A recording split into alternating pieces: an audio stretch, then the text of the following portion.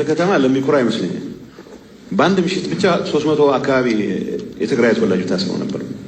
ኣብ አዲስ አበባ ተጋሩ ብምኽንያት መንነቶም ይሰሩ ከም ዘለዎ ኣይተ ጌታቸው ረዳ አረጋጊጾም ኣብ ሓደ ለይቲ ጥራሕ 300 ተጋሩ ተኣሲሮም ክብሉ እውን ኣቃሊዖም ኣብ ትግራይ ብዘሎ ፖለቲካዊ ኩነታት ናብ አዲስ አበባ ዝኸዱ መናእሰይ በብእዋኑ ከም ዝእሰሩ ዝተፈላለዩ ሓበሬታታት ክወፁ ምጽንሖም ይፍለጥ እንትኾነ ምስ ስርዓት ብልጽግና ወጊኖም ንረብሓት ትግራይን ተጋሩን ንቃለስ ኢና ዝብሉ ፖለቲከኛታትን ኣክቲቪስታትን ግና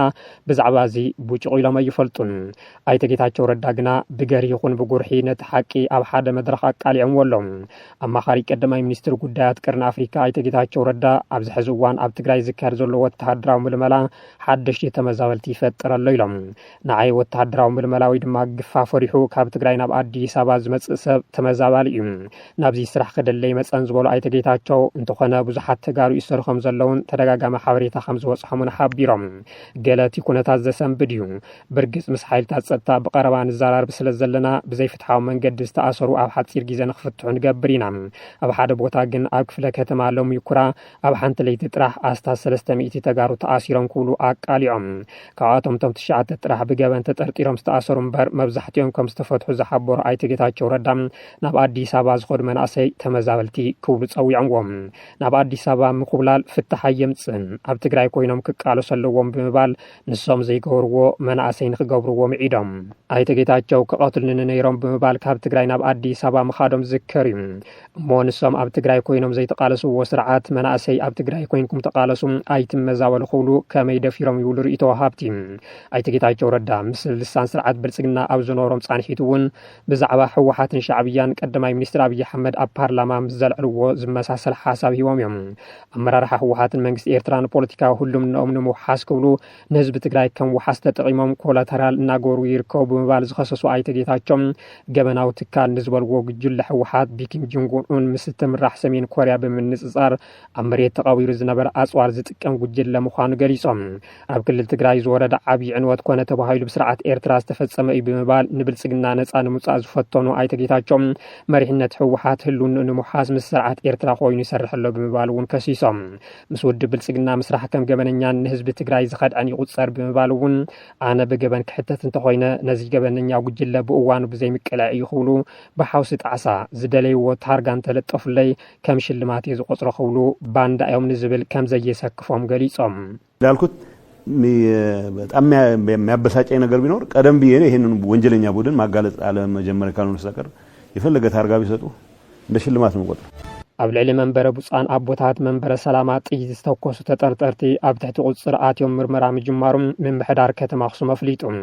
ኣብ ልዕሊ ቡጻን ኣቦታት ዝተፈጸመ ፈተነ ቅትለት ኩሉ ምእመን ክኹንኖ ይግባእ ክብል መንበረ ሰላማ ጻውዒት ኣቕሪቦሎም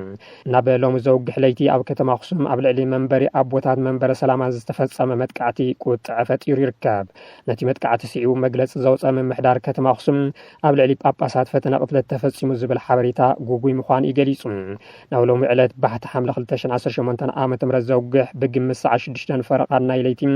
ኣብ ግቢ መንበሪ ቡጻን ኣቦታት መንበረ ሰላማ ናብ መንደቕ ሓንቲ ጥይት ከም ዝተተኮሰ ዝሓበረት መግለጺ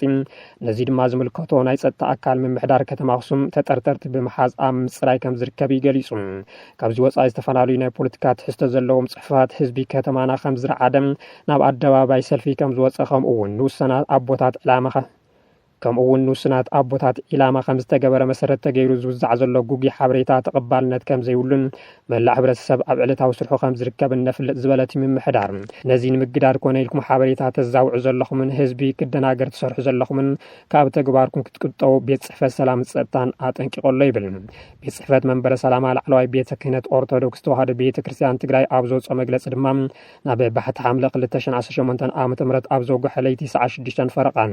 ኣብ ልዕሊ መንበረ ጵጵስና ቡጻን ሊቃነ ጳጳሳት ዝተፈጸመ ፈተነ ቅትለት ክብል ይገሊጽዎም እቲ መግለጺ ናብ ሓደ ሓምለ 2018 ዓመተ ምህረት ኣብ ዘወግሕ ለይቲ ሰዓት 6 ፈረቓን ቡጻን ኣቦታት ሊቃነ ጳጳሳት ኣብ ዝዓረፍሉ መንበረ ጵጵስና ብጥይት መጥቃዕቲ ተፈጺምዎም ኣሎ ዝበለ ኮይኑ ኣብቲ ሰዓት ኣብቲ መንበረ ጵጵስና ብሓባር ዝነበሩ ብፁዕ ኣቡነ ናትናኤል ብላይ ድማ ዋና ጸሓፊ ቅዱስ ሲኖዶስ ዝኾኑ ብፁዕ ኣቡነ ኣረጋዊ እዮም ኢሉ እቲ መግለጺ ብግልጺ ከም ዘነጸሮ እቲ ዝተኻየደ መጥቃዕቲ ተኽሲ ብፍሉይ ኣብ ልዕሊ ብፁዕ ኣቡነ ኣረጋዊ ዘነጻጸረ ፈተነ ቅትለት ነይሩ ኢሉዎም እቲ ዝተገበረ ናይ ፈተነ ቅትለት መጥቃዕቲ ኣብ ልዕሊ ብፁዓን ኣቦታት ዝበፅሐ ኣካላዊ ጉድኣት እኳ ተዘይሃለዎም እቲ ፍጻመ ግን ኣብ ልዕሊ ሃይማኖታዊ መራሕቲ ዝተፈጸመ ጸሊምን ዝሕዝን ተግባር ምዃኑ ቤት ጽሕፈት መንበረ ሰላማ ኮኒንዎ ኣሎ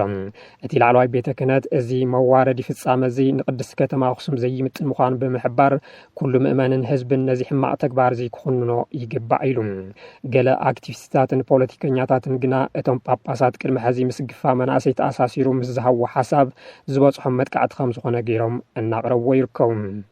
መንግስቲ ኤርትራ ስርዓት ብልጽግና ኣብ ቤንሻንጉል ጉሙዝ ንዕጡቕ ሓይሊ ውሃብ ህጹጽ ደገፍ ሱዳን መሰልጠኒ ቦታ ብምምችቻው ከሲስዎም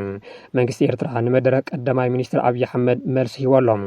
ሚኒስትር ሓበሬታ ኤርትራ የማነ ገብረ መስቀል ነቲ ቀዳማይ ሚኒስትር ኢትዮጵያ አብይ አሕመድ ትማሊ 30 ሰነ 2018 ዓመተ ምህረት ንባይተ ወከልቲ ህዝቢ ዘስምዕዎ ዓመታዊ ምዕጾ መደረ ብትሪ ነቒፎምዎም ኣይተ የማነ ኣብ ኤክስ ኣብ ዘስፈርዎ ጽሑፍ እቲ ኣብ ኢትዮጵያ ዘሎ ገዛ ውድብ ዝኽተሎ ዘሎም ዘይርጉእ ፖሊስታት ኣብ ቀርኒ ኣፍሪካ ክሰፍን ዝግባእ ዘላቂ ሰላምን ምርግዓን ኣብ ሓደጋ ዘእቱ ኮይነሎ ይብል እቶም ሚኒስተር እቲ ኣብ ስልጣን ዘሎ ውድብ ኣብዚ ናይ ልዕሊ 2 ዓመታት ጉዕዞም ኣብ መንጎ ክልተ ኣዝዮም ዝተረሓቑ መርገጽታት ክንቀሳቐስ ከም ዝጸንሐ እዮም ገሊጾም እቲ ፖቶሚክን ኢሎም ዝጸውዕዎ ውድብ ብልጽግና ብሓደ ሸነኽ ላዕላዊ ኣፍ ደገ ባሕሪ ንምርካብ ወተሃደራዊ ጎስጓስን ተጻውዖን ክገብር ከም ዝጸንሐ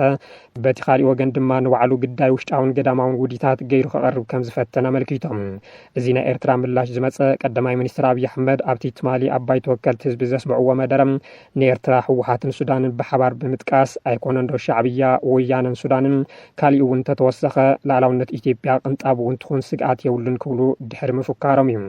ኣብይ ኣብቲ ዘስምዕዎ መደረ ህወሓት ምስ መንግስቲ ኤርትራ ብምትሕባር ንኢትዮጵያ ንምውራር ይዳሎ ኣሎ ክብሉ ዝወቀሱ ኮይኖም መንግስቲ ግና ነዚ ሓይሊ ንምምካት ዘኽእል ዓቕሚ ምክልኻል ይሃንጽ ከም ዘሎ ብምግላጽ ነቲ ቀደም ዝሰርሐ ዝኣረገ ስልቲ ሕጂ ክጥቀም ምፍታኖም ረብሓ የብሉን ክብሉ ምዝራቦም ይዝከር ሚኒስትር የማነ ኣብቲ ዞባ ዘሎ ዘየልን ክውገድ ዝኽእልን ወጥሪ ብሰንኪ ንኢትዮጵያ ዝመርሕ ዘሎ ውድብ ዝኽተሎ ዘሎ ሸለልትነት ዝመልኦ ፖሊስታት ከም ዝኾነ ብምጥቃስ ብሱዳን ዘሎ ምስሓብ ካብቲ ትገዛኣይ ሰልፊ ንፍሉያት ሓይልታት ወፃእ ብምእዛዝ ኣብ ክልል ቤንሻንጉል ጉሙዝ ንሓይልታት ዳዕመል ሰሪዕ ሚስጥራዊ ማዓስከርን ወተሃደራዊ መደብርን ብምፍቃዱ ዝመፀ ኢሎም እቲ ክሲ መንግስቲ ሱዳን ንኢትዮጵያን ሕቡራት ዓረብ ኤሚሬትን ኣብ ኩናት ሱዳን ኢደን የእትዋ ኣለዋ ብምባል በተደጋጋሚ ክኸሰሙ ዝጸንሐ ዘዘኻኽር እዩ በቲ ካልእ ሸነኽ ድማ ቀዳማይ ሚኒስትር ኣብይ ኣመራርሓ ህወሓት መናእሰይ ኣብ ሱዳን ብምስጋር ይሸጥዎም ኣለዉ መናእሰይ ትግራይ ብዘይፈልጥዎ ምክንያት ህይወቶም ይስእኑ ኣለዉ ብምባል ምኽሳሶም ይዝከር እቲ ውዕሊ ፕሪቶርያ ብዘይምትግባሩ ዝተመዛበሉ ወገናት ናብ መረቦቶም ዘይምምላሱ ንትግራይ ዳግም ናብ ዕፅዋ ይምልስ ኣሎ ኢሉ ንመንግስቲ ኢትዮጵያ ዝወቅስ ህወሓት ብዛዕባ እቲ ኣብይ አሕመድ መናእሰያት ይሽወጡ ኣለዉ ዝበልዎ ክሲ ዛጊድ ዝሃቦ መልሲ የለን እዚ ከምዚ ኢሉ ከሎ ሚኒስትር ጉዳያት ወፃኢ ሱዳን ነቲ ቅድሚ ሕዚ ብሚኒስትር ጉዳያት ወፃኢ ኢትዮጵያ ዘቕረበ ክስታት ሙሉእ ብምሉእ ውድቕ ገይሮምዎ ነይሮም እዮም ሻዕብያ ካልእ ንብልጽግና ዘቕረቦ ክሲ እቲ ምስ ሶማሊላንድ ብምስጥር ዝተፈረመ መዘክር ምርዳእ ዘይሕጋውን ሸለልትነት ዝተመልኦን ስጉምቲ ክብል ገሊጽዎም ንውዕላትን ስትራቴጂካዊ ስምምዓትን ሕብረት ኣፍሪካን ኢጋድን ከምኡ እውን ንላዕላውነትን ግዝኣታዊ ሓድነትን ሃገራት ዝምልከት መሰረታዊ ኣህጉራዊ ሕግታት ዝጠሓሰ እዩ ብምባል እውን መንግስቲ ኤርትራ መጒቱ ቀፂሉ እቲ ገዛኢ ውድብ ንልዕሊ 2 ዓመትን መንፈቕን ኣንጻር ኤርትራ መርዛምን ታሪክ ክልወጥ ዝደልዮን ፖሊሲ ክኽተል ከም ዝጸንሐ ብምግላጽ ብዛዕባ እቲ ውዕሊ ፕሪቶርያን ምፍሻል ዝዓለሙ ሓይልታት ዝብል ክሲ ቀዳማይ ሚኒስትር ኣብይ ውዕሊ ፕሪቶርያ ንኤርትራ ዝምልከት ከም ዘይኮነን ሙሉእ ብምሉእ ውሽጣዊ ጉዳይ ኢትዮጵያ ምዃኑን ኣስሚሮምሉ እቶም ሚኒስተር ብልጽግና ውዕሊ ፕሪቶርያ ቀድሚ ምፍራሙን ዘተ ቀድሚ ምጅማሩን ኣዋርሕ ቀዲሙ ኣንጻር ኤርትራ ኣብ ጅቡትን ሰሸልስን ውዲት ኢለም ነይሩ እዩ ድሕሪ ምባል እዚ ሚስጥር እዚ ፕረዚደንት ጊዜያዊ ምምሕዳር ትግራይ ዝነበሩ ጌታቸው ረዳ ኣብ ሓያሎ ቃለ መሕተቱ ብምግላጽ ገሃዲ ኮይነሎ ኢሎምዎም ሰራዊት ሱዳን ንከተማ ኩምሩክ ተቆጻጺሩ ብጀነራል አልቡርሃን ዝምራሕ ሰራዊት ሱዳን ንከተማ ኩምሩክ ከም ዝተቆጻጸረ ዕላው ገይሩ ኣብ ጥቓ ደቡብ ኢትዮጵያ እትርከብ ኩምሩክ ቁልፊ ስትራቴጂካዊ ወተሃደራዊት ኣገዳስነት ዘለዋ ከተማ ምዃና ይግለጽ ከም ዝፍለጥ ሰራዊት ሱዳን ኣብ ደቡብ ኢትዮጵያ እትርከብ ስትራቴጂካዊት ከተማ ኩምሩክ ንምቁጻር ኣብ ዝሓለፉ መዓልታት ሓያል መጥቃዕቲ ከካይድ ምጽንሑ ዝዝከር እዩ ፍልፍላት መቃልሕ ሱዳን ከም ዝሓበርዎ ሓይልታት ሱዳን ኣብ ዞባ ሰሜናዊ ኣባይ ሱዳን እትርከብ ኩምሩክ ሓራ ከም ዘውፅኡን እዚ ድማ ድሕርቲ ኣብ ዝሓለፉ መዓልታት ኣብቲ ከባቢ ዘካይድዎ ወተሃደራዊ ስርሒታት ምዃኑን ጸብጺቡ ብመሰረት እቶም ፍልፍላት ኣሃዱታት ሰራዊት ሕዚ ኣብ ውሽጢ ኩምሩክን ከባቢኣን ናይ ምጽራይን ውሕስነት ስርሒታት የካይዳ ከም ዘለዋ ኣብ ዝመጹ ሰዓታት ትጽቢት ዝግበረሉ ወግዓዊ መግለጺ ቅድሚ ምሃብ ድማ ወተሃደራዊ ቦታታት የጣሻ ከም ዘለዋ ተሓቢሩ ኣሎ ከተማ ኩምሩክ ኣብ ወርሒ መጋቢት ነይሩ ብሕቡራት ዓረብ ኤሚሬትስን ስርዓት ብልጽግናን ዝድገፍ ወሃቢ ህጹጽ ደገፍ ክቆጻጸራ ዝኸኣለ ኣብቲ እዋን ሰራዊት ምክልኻል ኢትዮጵያ ከይተረፈ ብከበድቲ ኣጽዋር ከም ዝተሳተፈ ተገሊጹ ነይሩ ኣብዚ ሰሙን እውን ሰራዊት ሱዳን ከተማ ኩምሩክ ንምቁጻር ዝተፈላለዩ ከተማታት ሓራ ኣብ ዘውጸሉ እዋን ገንዘብ ኢትዮጵያ ዝሓዛ ተሽከርከርቲ ከም ዝተቆጻጸረ ዕላው ምግባሩ ይዝከር። መንግስቲ ኢትዮጵያ ኣብ ክልል ቤንሻንጉል ጉሙዝ ማዓስከር ኣዳልዩ ነቲ ብኢምሬትስ ዝድገፍ ዳዕመል ሰሪዕ የሰልጡንን ይዕጥቆን ከም ዘሎም ከምኡ እውን ካብ ኣሶሳን ባህርዳርን ብዝብገሳ ድሮናት መጥቃዕቲ ይበጽሑ ከም ዘሎ በተደጋጋሚ ክገልጽ ጸኒሑ እዩ። ቅድሚ ሕዚ ኣብ ኢትዮጵያ ኣብ ክልል ቤንሻንጉል ጉሙዝ ኣብ ግንባር ሰሜናዊ ኣባይ ናብ ምልሻ ከጽምበሩት ብዝግበረሎም ዕጥቋት ዝሰልጠንሉ ማዓስከር ተዓሊም ከም ዘሎም ሮይተርስ ዘካይዶም ምርመራ ብዛዕባ ፋይናንስ ስልጠናን ሎጂስቲካዊ ደገፍን ኢምሬት ዓረብ ዝጠቕሱ ፍልፍላትን ሰነዳትን ብምጥቃስ ጸብጺሙ ምንባሩ ይዝከር። ቤተ ፈተነ ሰብኣዊ ምርምር ዩኒቨርሲቲ ያል እውን ኣብ ኣሶሳ ዝርከብ መደብር ሓይልታት ምክልኻል ኢትዮጵያ ዝካየድ ዘሎ ንጥፈታት ሰኒዱ ንሓይልታት ምልሻ ጃንጃዊድ ቀጻሊ ደገፍ ከም ዝወሃብ ዝሕብር መርትዕታት ኣቃሊዑ እዩ። ነዚ ድማ መንግስቲ ሱዳን ኣንፈት ሰራዊቱ ናብ ደቡብ ኢትዮጵያ ብምግባር ኣብ ቀረባ እዋናት ብርኪ ዝበሉ ከባቢታት ካብቲ ዕጡቕ ሓይሊ እናመዘዐ ግስጋሱ ናብታ ስትራቴጂካዊት ከተማ ኩምሩክ ንክገብር ዝተገደደ ንኢምሬትስ ብዘለዎ ተመኣዛዝነት ሰተት ኢሉ ናብ ሕድሕድ ኩናት ሱዳን ዝኣተወ ስርዓት ብልጽግና ሕዚ ሕወሓት መናእሰይ ተጋሩ ንሱዳን ይሸጥ ኣለዉ ዝብል ክሲ ኣጽዒቑ ይርከብ። ካብ ቤንሻንጉል ጉሙዝ ብዝብገስ ዕጡቕ ሓይሊ ይውቃዕ ኣለኹ ኢሉ ዝኸስስ መንግስቲ ሱዳን ኣብ ኩምሩክ ኮይኑ ኣብ ልዕሊ ቤንሻንጉል ጉሙዝ ዝርከቡ ማዓስከራት ተዓሊም ከጥቅዕ ከም ዝኽእል ይእመት። በዚ ስጋት ዝሓደሮ ስርዓት ብልጽግና ናብ ደቡብ ሱዳን ብኣንፈት ቤንሻንጉል ጉሙዝን ኣልፋሽጋን ተወሳኺ ሰራዊት ከም ዘጸግዐ ሓበሬታታት የመልክቱ። ኣብ ናይ ንጉሆ መደብና ኣብ ልዕሊ ግፋን ዓፈናን መንእሰይ ትግራይ ከምኡውን ኣብ ልዕሊ ተምሃሮት ኣብ ቤተ ክርስቲያን ዝካየድ ምልመላ ብምቁዋም ዝፍለጡ ክልተ ጳጳሳት ኣኽሱም ፈተነ ቅትለት ምክያድ ስዒቡ ኣብ ልዕሊ መላእ ኣማን ኦርቶዶክስ ከቢድ ቁጣዕ ፈጢሩ ከም ዘሎ ዝፍለጥ እዩ። ንዝተኸቲሉ ማሕበር ቅዱስ ያሬድ ኣብ ልዕሊ ሊቃነ ጳጳሳት ዝተፈተነ ቅትለት ብምኹናን ናይ ሰልማዊ ሰልፊ ጻውዒቱን ኣቕሪብሎም። ማሕበር ቅዱስ ያሬድ ዘኦርቶዶክስ ተዋህዶ ትግራይ ኣብ ልዕሊ ዋና ጸሓፊ ቅዱስ ሲኖዶስ መንበረ ሰላማ ብፁዕ አቡነ አረጋውን ሊቀ ጳጳስ ዞባ ምዕራብ ብፁዕ አቡነ ናትናኤልን ዝተፈተነ ፈተነ ቅትለት ሓደገኛን ዘሰንብድን ክብል ብምኹናን መጥቃዕቲ በቋጽራት ቤተ ክርስቲያን ብዕለት 1 ወርሒ 11 2018 ዓመተ ምህረት ለይቲ ሰዓት 6 ፈርቓን ብግዝ ኣብ መንበረ ጵጵስና ዝተፈጸመ ምዃኑን ነቲ ኣብ ትኽልል ዘሎ ስርዓት ኣልቦነትን ሽፍትነትን ዘርኢ ተግባር ክብልውን ገሊጹሎም። ናይ ዶክተር ደብረጽዮን ሕወሓት ኣብ ትግራይ ስርዓትን ተሓታትነትን ንምስፋን መንግስታት ጣይሰለኹ ብምባል ዝነበረ ቤት ምኽርን ኣብ ቦትኡ ከም ዝመለሶ ዝዝከር ኮይኑ እቲ ኣብ ግዜ ጌታቸው ረዳን ከምኡውን ታደሰ ወረደ ዝነበረ ናይ ጸጥታ ሽግር ንምፍታሕ ድማ ክሰርሕ ምዃኑ ቃል ከም ዝኣተወ ዝፍለጥ እዩ። እቲ ማሕበር ኣብ ትግራይ ስርዓት ኣልቦነትን ሽፍትነትን ነጊሱ ከም ዘሎን ኣብ ታሪክ ናይ ዝስልጡን ህዝቢ ድማ ከምዚ ዓይነት ሕጊ ኣልቦነት ምርኣይ ዝሕዝን ምዃኑ ብምጥቃስ ኣብ ዘውፅኦ ህፁፅ መግለፂ ኣብ ትግራይ ሕጊ ዘኽብርን ድሕንነት ህዝቢ ዝሕልውን መንግስቲ ከምዚ የለ ብምዝኽኻር ኩሉ ውልደ ጥምቀት ርእሱ ንክሕሉ ጻውዒቱን ኣቕሪብሎም። ብተወሳኺ እውን ኣብ ልዕሊ እቶም ካብ ወፃኢ ሃገራት ኮይኖም ብማሕበራዊ ሚድያ ናይ ጥፋኣት መደባት ዘጋውሑ ዘሎ ሚድያታትን መራሕቲ ሃይማኖት ዘጉሂ ዘሎ ኣካላትን ናብ ሕጊ ዘምርሕ መስርሕ ከም ዝጅምር ዘፍለጠ ኮይኑ እዚ ሓደገኛ ክብል ይገሊጾም። ኣብ ማሕበር ጸጥታ ዝርከቡ ደቂ ኦርቶዶክስ ተዋህዶ ንመራሕቲ ሃይማኖትን ቤተ ክርስቲያንን ናይ ምሕላው ሓላፍነቶም ክዋፅኡን ኣብ ልዕሊ እታ ቤተ ክርስቲያን ይካየድ ኣሎ ዝተባሃለ ዓመፅ ድማ ከዓግቱ ዝሓተተ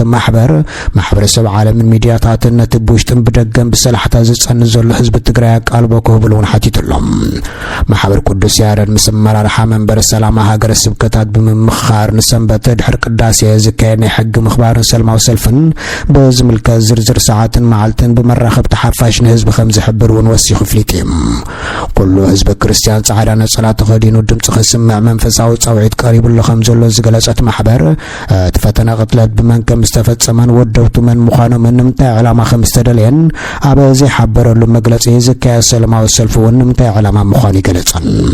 ኣብ ናይ ቀትሪ መደብና መናገሻ ህዝቢ ግዝ ዝኾነት ቅድስቲ ከተማ ኣኽሱም መንበረ ታቦተ ጽዮን ኣብ ልዕሊ ህዝቢ ትግራይ ዝተፈጸመ ገበና ጽንተት ተኸቲሉ ካብ ኢትዮጵያ ተፈልያ ናይ ገዛ ርእሳ ሲኖዶስ ካብ ተقوم ብመራሕቲ ሕወሓት ከቢድ ምትእታው ይካየደላ ከም ዘሎ ክትክሰስ ምጽናሓ ዝፍለጥ ኮይኑ ኣብ መንጎቶም ነቲ ሲኖዶስ ዝቆመ ኣበዋትን ሕወሓት ተገዛእቲ ሰባት ብምህላዎም ፖለቲካ ናብ ቤተ ክርስቲያን ከም ዝለሓኸውን ክትከስስ ጸኒሓ። እታ ቤተ ክርስቲያን ኣብ ልዕሊ መንእሰያትን ኮላይ ናይ ገዛ ርእሳ ናይ ሃይማኖት ተምሃሮ ዝካየዱ ግፋእ ካብ ምቋም ተቆጢባ ምጽናሓ ዝፍለጥ ኮይኑ ገለ ጳጳሳት ግን ኣብ ልዕሊ ሕወሓት ዘካየዱ ዘሎ ግፋን ዓፈናን ተቃውሞም ከስምዑ ከም ጸንሑን ይዝከር እዩ። ኣብ ልዕሊ ሕወሓት ከቢድ ተቃውሞ ክካየዱን ግፋእ ዶ ክብልን ብፍላይ ድማ ኣብ ልዕሊ እታ ቤተ ክርስቲያን ዝካየድ ድፍረት ክኹንኑ ካብ ጸንሑ ጳጳሳት ሎሚ ፈተነ ቅትለት ከም ዝተገበረሎም እውን ካብ ምንጭና ብምርግጋጽ ኣብ ናይ ቀትሪ መደብና መሓላሊፍና ኢና። ናብ ሎሚ ዘውግሕ ፍርቂ ለይቲ ሰራዊት ናብ መንበር ሰላም ከም ዝተተኮሰ ናብ ልዕሊ መንበር ብፁዓን ኣበው ሊቃነ ጳጳሳት ከም ዝዓለበ ዝገለጸት ምንጪ እቲ ዕላማ ምቕታል ኣበዋት መንባር ገሊጹ ኣብቲ ቦታ ዝነበሩ ብፁዕ አቡነ ናትናኤል ብጽኑዕ ግፋሕ ህወሓት ዝተቃወሙ ኣቦ ኮይኖም ብፁዕ አቡነ ኣረጋዊ ጸሓፈ መንበር ሰላም ከም ዝርከቦምን ተገሊጹሎም